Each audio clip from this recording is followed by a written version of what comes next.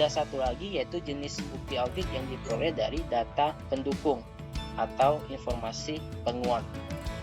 Di sini ada beberapa tipe terkait dengan informasi pendukung dalam jenis bukti audit yang diperoleh dari informasi pendukung. Ini ada beberapa tipe. Yang pertama itu bukti dokumenter atau dokumentary. Terdiri dari apa saja? Pokoknya semua bukti-bukti dokumentasi baik yang dibuat oleh pihak luar yang bebas dan dikirimkan langsung ke auditor, ataupun yang dibuat dari pihak luar yang bebas dan disimpan dalam arsip klien, kemudian yang dibuat sama klien dan dikirimkan kepada pihak luar yang bebas, serta yang dibuat dan disimpan dalam organisasi klien. Nah, ini semua berkaitan dengan dokumentasi ya, dokumentasi yang berkaitan dengan proses audit berkaitan dengan laporan keuangan yang dibuat dari pihak luar bebas dan dikirimkan langsung ke auditor. Ini apa? Ya, bisa aja berkaitan dengan surat jalan atau invoice ya. Invoice juga bisa, tapi invoice juga masuk ke catatan akuntansinya juga di situ. Cuma ini kalau catatan akuntansi ya mungkin lebih ke pencatatan dari si akuntingnya ya. Sedangkan ini pencatatan dari akuntingnya diperoleh dari mana? Dari data-data pendukung juga, dari pihak luar juga maupun dari pihak internal. Nah, ini yang pertama dibuat dari pihak luar yang bebas dan dikirimkan langsung ke auditor. Ke auditor, sorry ya, tadi saya kira maksudnya itu ke perusahaan, ke klien, tetapi ke auditor. Ya bisa aja si auditor melakukan konfirmasi atas piutang tak tertagih atau atas kewajiban atas utang. Nah, dikonfirmasi ke pihak luar, misalnya ke pihak kalau berkaitan dengan piutang tak tertagih, berkaitan dengan piutang ya ke si supplier, ke konsumen, ke customer atau pelanggan dari si klien. Kalau berkaitan dengan utang ya berarti ke kreditur, pihak bank, kreditur dan lain sebagainya. Nah, misalnya auditor nih butuh data angsuran kredit dari klien kepada si kreditur. Nah, dibuatlah sama si krediturnya, disampaikan, dikirim langsung ke auditor yang melakukan pemeriksaan itu. Pokoknya itu berkaitan dengan dokumen yang dibuat dari pihak luar dan dikirimkan langsung kepada auditor. Kemudian yang kedua itu dibuat oleh pihak luar dan disimpan dalam arsip klien. Nah, ini yang dibuat sama pihak luar dan juga disimpan sama klien. Nah, tadi saja misalnya surat jalan atau surat returan, misalnya ada barang retur nih dari pihak luar kan pasti mengirimkan dokumen yang si klien simpan. Nah, itu bisa juga dijadikan sebagai bukti audit gitu apabila diperlukan dan juga berkaitan dengan arsipan tersebut, dokumen tersebut gitu ya. Ataupun ya misalnya rekening koran juga bisa sih terkait dengan poin-poin. Dan yang ketiga, bukti dokumenter yang dibuat sama klien dan dikirimkan kepada pihak luar yang bebas, yang bisa retur penjualan atau retur penjualan ya bisa aja ya, ataupun retur pembelian, tergantung siapa yang melakukan retur.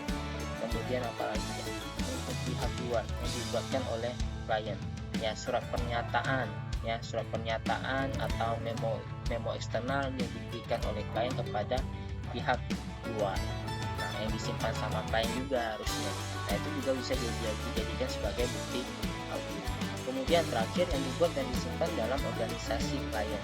Nah, ini semua berkaitan dengan surat-surat atau dokumen-dokumen yang ada dalam perusahaan ya, terkait dengan suatu kejadian atau suatu aturan atau suatu standar atau suatu SOP yang hendak didokumentasikan gitu. Yang misalnya apa, internal memo terkait dengan pengeluaran ini, pengeluaran A, pengeluaran B yang tidak wajar gitu, tetapi dibuat sama si klien untuk mengeksekusi atas transaksi atau pencatatan tersebut. Si klien melakukan suatu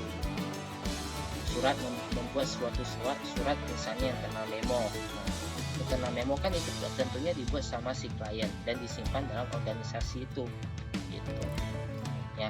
Itu berkaitan dengan dokumentasi yang dibuat oleh internal dari perusahaan itu atau dari si klien. Nah, ini beberapa dokumenter, bukti-bukti dokumentasi yang dapat dijadikan sebagai bukti audit. Kemudian yang kedua itu bukti fisik atau fisikal. Nah, tipe bukti ini dikumpulkan auditor dalam pemeriksaan terhadap misalnya terhadap terutama ya. Jadi tipe bukti fisik ini dikumpulkan sama auditor terkait dengan pemeriksaan yang berkaitan dengan persediaan kas, surat berharga, piutang wesel, investasi jangka panjang, dan aset berwujud, aset tetap berwujud. Nah, ini udah jelas ya. Yang persediaan yang dilakukan perhitungan fisik, benar nggak yang dilapor di laporan keuangan, laporan stoknya sama nggak dengan fisiknya. Kemudian kas yang tercatat dalam neraca dalam laporan posisi keuangan sama nggak gitu dengan fisik kas yang ada. Kemudian surat berharganya ada nggak, sesuai nggak dengan yang tercatat dalam laporan posisi keuangan. Kemudian piutang weselnya yang masih tersisa belum tertagih, benar nggak itu semuanya belum ditagihkan gitu. Kita lakukan konfirmasi. Kemudian investasi jangka panjang juga sama dan juga serta aktiva tetap berwujud. Daftar aset yang tercatat dalam pembukuan perusahaan, pembukuan laporan keuangan perusahaan, apakah ada wujud fisiknya itu atas aset-aset tersebut. Nah, dilakukan perhitungan atau pemeriksaan secara fisik. Pemeriksaan fisik ini merupakan cara yang objektif untuk menentukan kuantitas dan mutu atas aktiva yang bersangkutan. Nah, seperti yang tadi saya bilang, piutang wesel, apakah benar sudah tidak dapat ditagih atau tidak, atau masih bisa ditagihkan. Kemudian persediaan, nah dicek apakah sesuai dengan data keuangan atau tidak, laporan keuangan nilainya, fisiknya. Kalau sudah sesuai, apakah semuanya itu masih bisa digunakan atau tidak, atau ada yang sudah rusak atau yang tidak bisa digunakan. Terutama juga aset tetap berwujud gitu. Nah, fisiknya ada nggak sesuai dengan data daftar asetnya atau tidak gitu. Kalau ada, apakah semuanya bisa digunakan atau tidak, apakah sudah ada yang rusak atau ada yang sudah harus dimusnahkan segala macam. Nah, itu terkait dengan bukti fisik. Tipe informasi pendukung terkait dengan bukti fisik. Tipe informasi pendukung lainnya. Yang pertama, yang berikutnya itu ada pertanyaan kepada klien atau inquiries to client. Ini bisa dalam bukti tertulis secara tertulis ataupun secara lisan. Nah, ini lebih ke konfirmasi ya, ke konfirmasi langsung antara si auditor terhadap klien. Bisa aja dalam bentuk tertulis maupun dalam lisan atau wawancara. Dalam pemeriksaan, auditor tidak hanya berhubungan dengan angka, tapi juga individu-individu yang terlibat dalam organisasi. Tidak hanya dalam bentuk data angka ya, tetapi terkait juga secara personal individu yang terlibat dalam organisasi. Auditor dapat menggunakan pertanyaan secara tertulis maupun secara lisan yang ditujukan kepada manajer dan karyawan. Misalnya mau konfirmasi terkait dengan piutang, nah konfirmasi kepada manajernya ataupun kepada karyawannya gitu. Atau terkait dengan perhitungan fisik, ya pastinya konfirmasinya kepada siapa, kepada penjaga kepada bagian gudang gitu, atau bagian pembelian maupun penjualan. Nah, itu juga bisa. Nah, itu konfirmasinya bisa dalam bentuk tertulis maupun secara oral atau secara lisan. Ini untuk klien juga bisa sebenarnya ya. Ini pertanyaan kepada klien ya, bukan kepada pertanyaan kepada klien. Itu terkait dengan pertanyaan kepada klien. Lanjut ke tipe penginformasi pendukung lainnya, yaitu bukti konfirmasi atau confirmation. Nah, ini berkaitan dengan jawaban tertulis dari pihak yang bebas berisi verifikasi ketelitian informasi yang diminta oleh auditor. Nah, ini lebih ke pihak ketiga ya, pihak di luar klien, bukan berkaitan dengan klien tetapi pihak yang terlibat atau berhubungan dengan klien yang diaudit, gitu. Yaitu dalam bentuk konfirmasi berupa jawaban tertulis dari pihak yang bebas, ya, yang bebas, dan juga berisi verifikasi ketelitian informasi yang diminta sama auditor.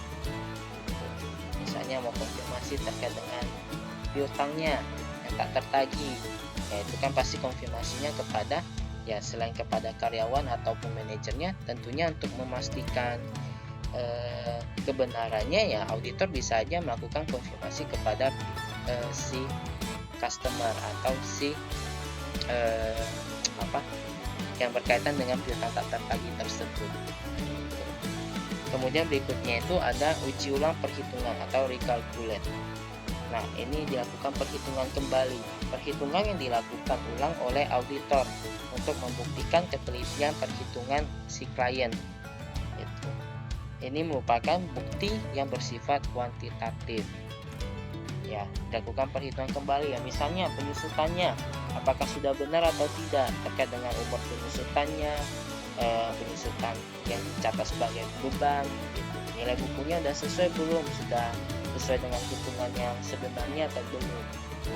Kemudian misalnya ada diskonnya benar atau tidak, pada returnya benar atau tidak, ya intinya dilakukan perhitungan kembali lah apabila dirasa oleh si auditor diperlukan perhitungan kembali, ya dilakukan perhitungan kembali. Nah, ini ada contohnya nih, ada contoh footing dan cross footing. Kalau footing itu maksudnya adalah menguji kebenaran penjumlahan subtotal dan total dari atas ke bawah atau secara vertikal. Footing dilakukan terhadap data yang disediakan oleh klien. Tujuan teknik footing ini adalah untuk menentukan apakah data atau laporan yang disediakan sama klien itu sudah dapat kita percaya nggak hitungannya, gitu. Sedangkan kalau cross footing itu adalah menguji kebenaran penjualan subtotal dan juga total dari kiri ke kanan atau secara horizontal. Itu sama halnya dengan teknik footing. Cross footing dilakukan terhadap perhitungan yang dibuat oleh auditi. Ya, untuk footing dan cross footing ya sama dilakukan perhitungan kembali. Bedanya ya cuma bagaimana cara perhitungannya saja. Kalau footing ya dihitung dari atas ke bawah. Sedangkan kalau cross footing itu dari secara horizontal. Kalau footing itu vertikal atas ke bawah. Kalau kalau cross footing itu secara horizontal dari kiri ke kanan, gitu. Ya, misalnya ada beberapa data nih, data A, data B, data C. Kemudian ada penjualan produk A, B, dan C. Kemudian itu ada bulan pertama, bulan kedua, dan seterusnya sampai bulan ke-12. Gitu. Kalau kita mau hitung total penjualan produk A, B, dan C, ya tergantung sih bagaimana penyajian tabelnya.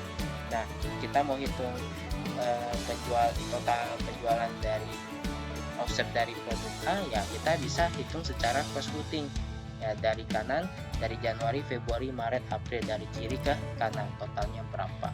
Kalau footing ya dari atas ke bawah, misal penjualan bulan Januari berapa totalnya omsetnya dari produk A, B, dan C, yaitu footing. Kalau cross footing itu secara horizontal, kalau footing itu secara vertikal, terkait dengan perhitungan ulang atau recalculate.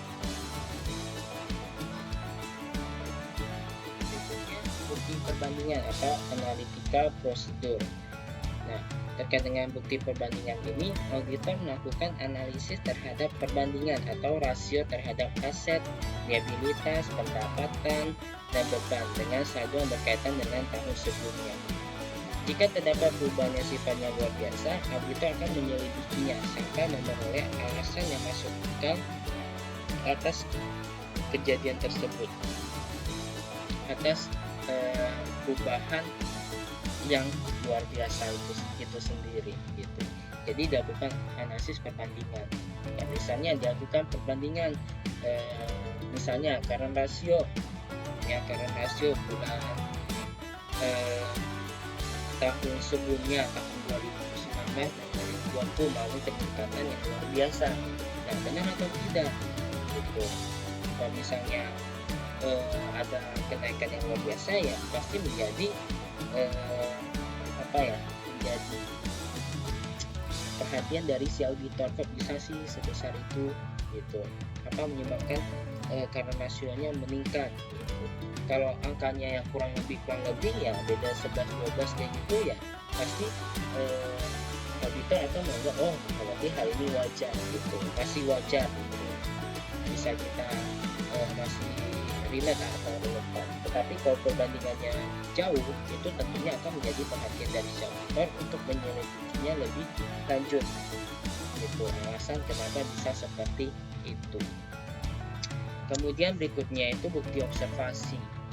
Nah, bukti observasi ini terkait dengan bukti yang diperoleh auditor dengan cara melihat langsung aktivitas dari si klien. Nah, ini lebih berkaitan dengan SOP kali ya, pelaksanaan SOP pada klien. Ya, dilakukan observasi langsung, diamati langsung bagaimana sih aktivitas klien selama operasionalnya, apakah sudah sesuai dengan SOP atau tidak gitu. Bagaimana proses pelaksanaannya. Ya, misalnya auditor ke pabrik nih, observasi bagaimana cara pembuatan produk A, produk B, dan produk C-nya gitu. Apakah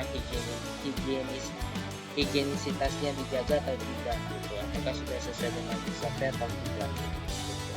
Nah, standar keselamatannya sudah aman atau tidak. Nah, itu dilakukan observasi.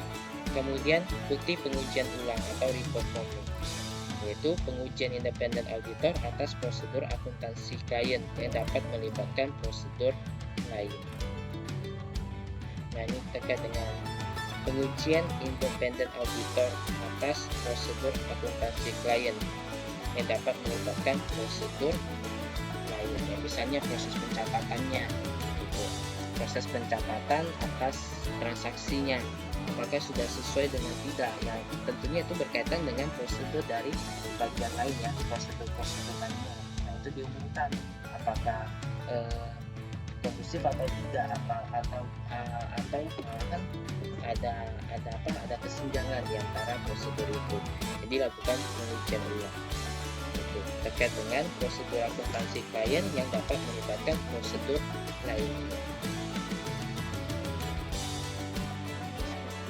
Sudah, yaitu ada 2 ya, terdiri dari catatan akuntansi dan juga informasi penduduk. Nah, selanjutnya kita bahas prosedur audit itu apa? Prosedur audit itu adalah instruksi detail untuk mengumpulkan bukti-bukti audit yang diperlukan dan diperoleh pada saat proses audit. Jadi prosedur audit itu merupakan suatu instruksi detail untuk mengumpulkan bukti-bukti yang diperlukan yang diperoleh pada saat proses audit. Di sini ada beberapa prosedur audit yang akan kita bahas.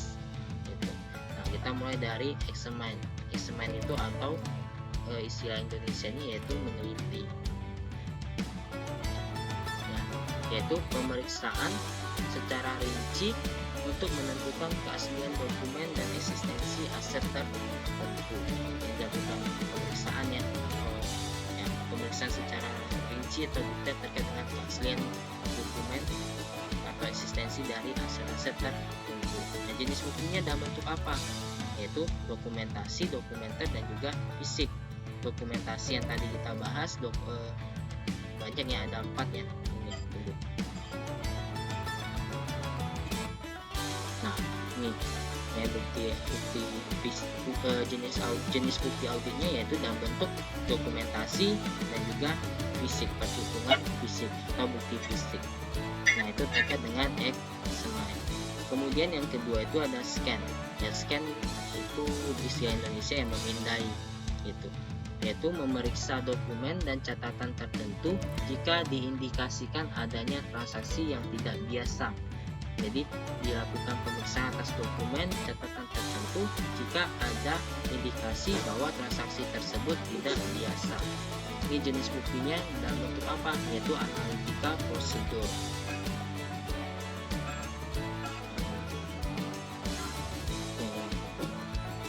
Jadi dilakukan pemeriksaan lebih lanjut. Itu apabila ada indikasi transaksi-transaksi yang tidak biasa.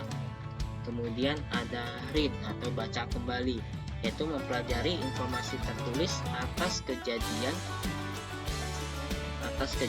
atau peristiwa yang terjadi dalam entitas.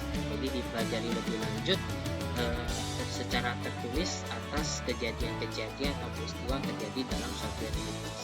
Ya, contohnya apa jenis buktinya? Yaitu dalam bentuk dokumentasi. Kemudian compute atau menghitung.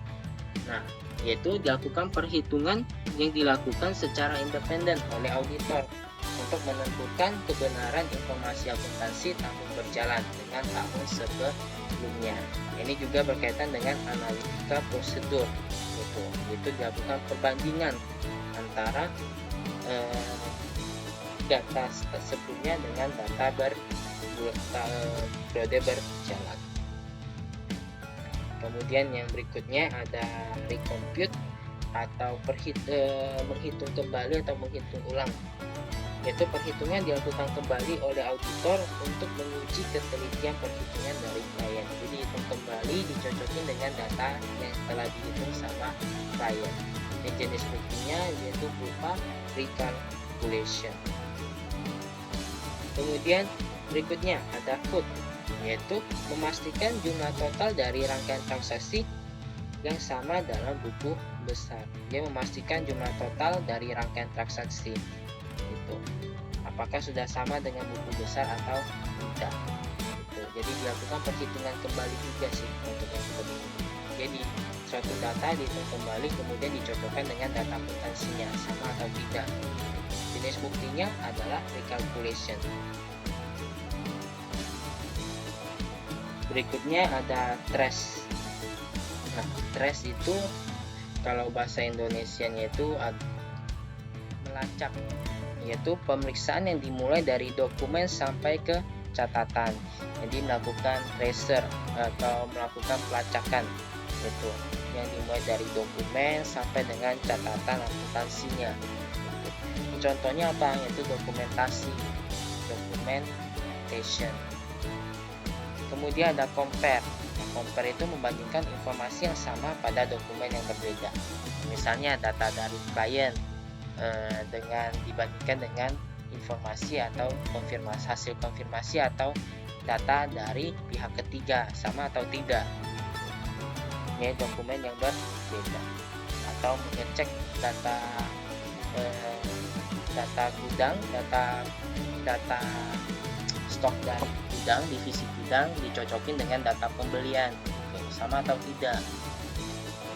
Ini terkait dengan documentation.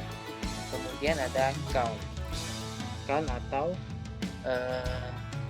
perhitungan penjumlahan kembali, ya, menghitung kembali, yaitu memastikan jumlah fisik aset tetap dengan jumlah yang tercatat pada daftar aset. Itu dilakukan jenis buktinya berupa perhitungan atau bukti fisik. Jadi pastikan lagi jumlah fisiknya, itu jumlahnya sama nggak antara fisik dengan yang tercatat dalam data akuntansinya, gitu, terkait dengan aset tetap. Kemudian observasi, mengamati, yaitu mengamati pelaksanaan suatu kegiatan. Contohnya mengamati cara perhitungan fisik persediaan di gudang, pembuatan atau persetujuan voucher, cara penyimpanan kas dan lain sebagainya. Nah, jenis buktinya itu berupa observasi. Ini ada beberapa cara contohnya ya terkait dengan observasi, ya, mengamati langsung suatu kegiatan. Perhitungan fisik kas. Nah, bagaimana dilakukan perhitungan fisik kasnya? Diikutin, gitu. Ikut terlibat juga dalam prosesnya, diamati langsung. Gitu. Kemudian pembuatan dan persetujuan voucher. Itu bagaimana cara pembuatannya, proses persetujuan vouchernya bagaimana, diamati juga. Kemudian cara penyimpanan kas, kasnya disimpan kemana, proses penyimpanannya bagaimana, proses setorannya juga bagaimana, dan lain sebagainya. Nah, ini jenis buktinya itu observasi.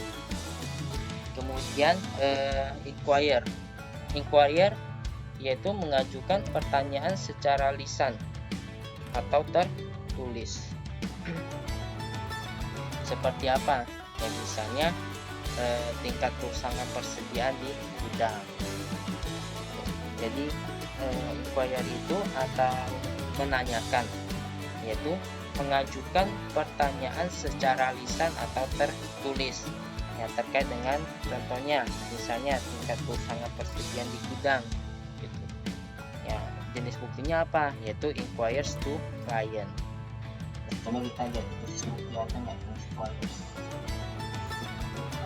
Di sini ada yang melakukan pemeriksaan gitu, terkait dengan konfirmasi langsung kepada klien gitu, baik secara tertulis maupun secara lisan gitu, terkait dengan data-data yang diperlukan sama auditor gitu. Ya, contohnya apalagi selain tingkat kerusakan persediaan di gudang, ya misal contohnya data melakukan pemeriksaan atas daftar aset gitu. Nah, ternyata ada yang tidak lagi digunakan. Nah, bagaimana prosedurnya gitu. Bagaimana prosedur pemusnahan asetnya gitu, atau bagaimana mengkategorikan aset itu sudah tidak lagi digunakan atau masih lagi digunakan. Nah, si auditor perlu data nih, perlu konfirmasi langsung kepada manajer yang bersangkutan gitu. Dilakukan pertanyaan secara lisan maupun tertulis. Kemudian berikutnya yang terakhir yaitu ada form, ya, yaitu menjamin, yaitu jaminan form atau jaminan, yaitu pemeriksaan dari catatan sampai ke dokumen gitu. Jadi diperiksa dari hulu ke hilir gitu, dari awal sampai akhir gitu, untuk menjamin kebenaran informasi yang disediakan atau yang dicari atau yang diinginkan sama si auditor. Jadi ini untuk menjamin kebenaran dan keakuratan informasi atau bukti audit yang diperoleh sama si auditor, yaitu pemeriksaan dari catatan sampai ke dokumen, dari catatannya kemudian sampai dengan dokumennya itu sama atau tidak gitu, dapat dibuktikan atau tidak. Ini jenis bukti auditnya itu berupa dokumentasi. Nah, inilah terkait dengan prosedur audit gitu, prosedur pelaksanaan audit dalam pengumpulan bukti-bukti audit gitu, yang terjadi selama proses audit. Kemudian kita lanjut ke kecukupan bukti audit. Nah, ini berhubungan dengan jumlah bukti audit, apakah jumlah tersebut sudah representatif atau tidak gitu, sudah cukup atau tidak gitu. Tadi kan sudah kita bahas nih terkait dengan keputusan mengenai bukti audit, apakah sudah tepat dan juga jumlahnya cukup atau tidak.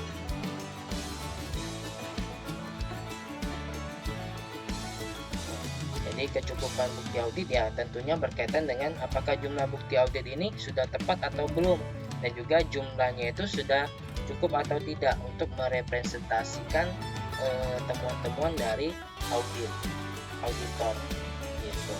Nah, ini ada faktor-faktor yang dapat menentukan kecukupan bukti audit. Yang pertama itu faktor materialitas dan juga risiko. Yang kedua itu faktor ekonomis dan efisiensi. Dan yang ketiga, banyaknya karakteristik populasi. Yang pertama, terkait dengan faktor materialitas dan risiko atas kecukupan bukti audit. Nah, materialitas ini sendiri adalah salah satu faktor yang berpengaruh terhadap pertimbangan auditor tentang kecukupan bukti audit. Nah, materialitas ini sendiri juga sebagai dasar untuk penilaian risiko dan menentukan luasnya prosedur audit. Nah, tentunya materialitas ini yang menjadi hal yang riskan yang penting dalam penentuan kecukupan bukti audit gitu. Semakin materialitas suatu temuan audit, ya semakin banyak bukti audit yang diperlukan gitu, yang tepat dan juga jumlah yang banyak gitu. Hal ini untuk meminimalisir adanya risiko audit. resiko audit yang dilakukan oleh si auditor. Kemudian faktor ekonomis dan efisiensi. Nah, tentunya dalam proses pengumpulan bukti audit ya diperlukan pertimbangan ekonomis dan efisiensinya gitu. Karena yang namanya proses audit itu tidak dilakukan dalam jangka waktu yang lama. Pasti sudah ditetapkan berapa lama dalam melakukan proses audit. Nah, itu juga mau diperhatikan gitu.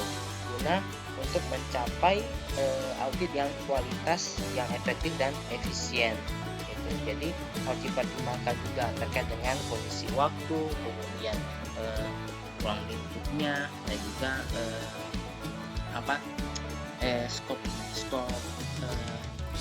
skop atas proses auditnya itu apa saja gitu. Dengan cara ya kita mengetahui faktor ekonomis dan efisiensinya gitu, agar prosedur audit atau proses audit ini dapat berjalan secara dengan lancar, dengan tepat waktu, secara efektif dan juga efisien gitu. Kemudian yang ketiga jadi pertimbangan yaitu banyaknya karakteristik populasi.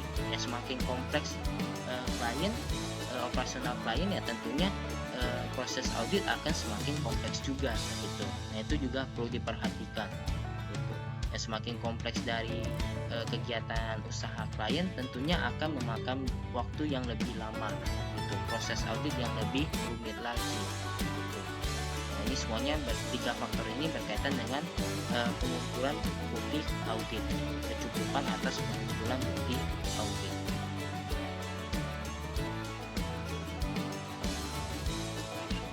Kompetensi bukti audit. Nah, kompetensi bukti audit ini berkaitan dengan mutu dari bukti-bukti audit tersebut. Yang namanya kita kumpulkan bukti-bukti audit ya harus memiliki peran yang penting ya, yang memiliki keakuratan, peran yang penting gitu. Guna untuk apa? Agar proses audit lebih efektif dan juga efisien. Jadi kompetensi bukti audit itu berkaitan dengan mutu dari bukti-bukti tersebut. Bukti-bukti yang kompeten itu adalah bukti yang dapat dipercaya gitu, kebenarannya yang akurat, kemudian yang sah secara hukum, secara legal, dan juga objektif serta relevan yang terkait sesuai dengan kondisi yang sebenarnya, kejadian atau peristiwa sebenarnya, dan juga objektif, tidak memihak siapapun. Jadi bukti yang kompeten itu harus memiliki beberapa unsur ini: dapat dipercaya, sah, objektif, dapat dipercaya keakuratannya, kemudian sah secara legal, objektif, tidak memihak manapun, dan juga relevan sesuai dengan kondisi yang sebenarnya, peristiwa sebenarnya. Nah, ini ada beberapa faktor yang menentukan kompetensi bukti audit, yaitu yang pertama sumber bukti. Nah, bukti audit ini diperoleh dari mana? Gitu. Dapat dipercaya atau tidak bukti ini? Gitu. Dari siapa? Sah atau tidak? Gitu. Apakah bukti ini dibuat untuk memberatkan pihak tertentu atau menguntungkan pihak tertentu atau tidak? Kemudian yang kedua, relevansi bukti. Nah, tadi sudah sampaikan yang relevan itu berkaitan dengan kondisi yang sebenarnya. Jadi bukti audit yang diperoleh ya sesuai dengan kondisi atau peristiwa yang benar terjadi. Ya, ada sangkut pautnya, ada hubungannya dengan suatu kejadian atau suatu peristiwa yang berkaitan dengan temuan-temuan dari si auditor. Kemudian objektivitas audit. Tadi saya sampaikan yang terkait dengan sumber juga, yaitu tidak boleh memihak gitu. Jadi bukti audit yang diperoleh itu harus berdasarkan pada sisi yang netral. Jadi bukti audit ini tidak memberatkan atau tidak menguntungkan pihak manapun, yang bersifat netral sesuai dengan kondisi yang sebenarnya, yang relevan, dapat dipercaya, dan juga sah secara legal gitu, yang akurat juga. Nah, itu terkait dengan objektivitas. Kemudian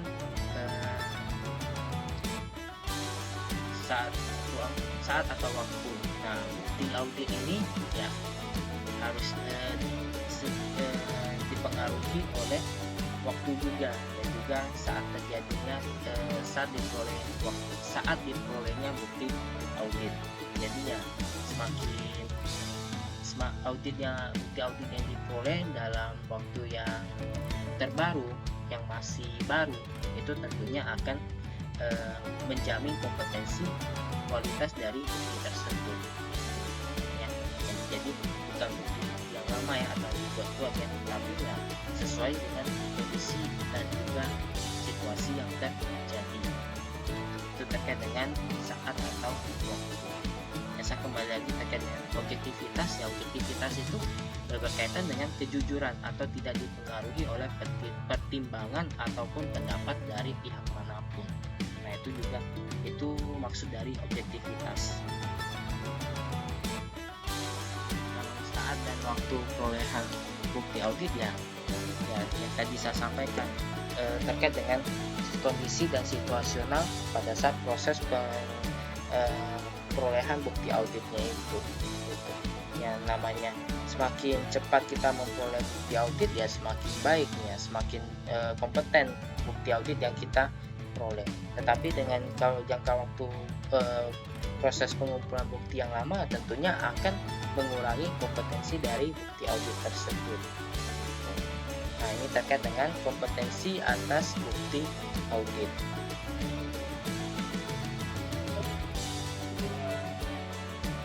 Ini kita bahas terkait dengan kompetensi bukti audit, berarti materi chapter 6 ini terkait dengan bukti audit juga sudah selesai. Kita diskusikan, kita bahas sama-sama di chapter 6 ini, di pertemuan ini.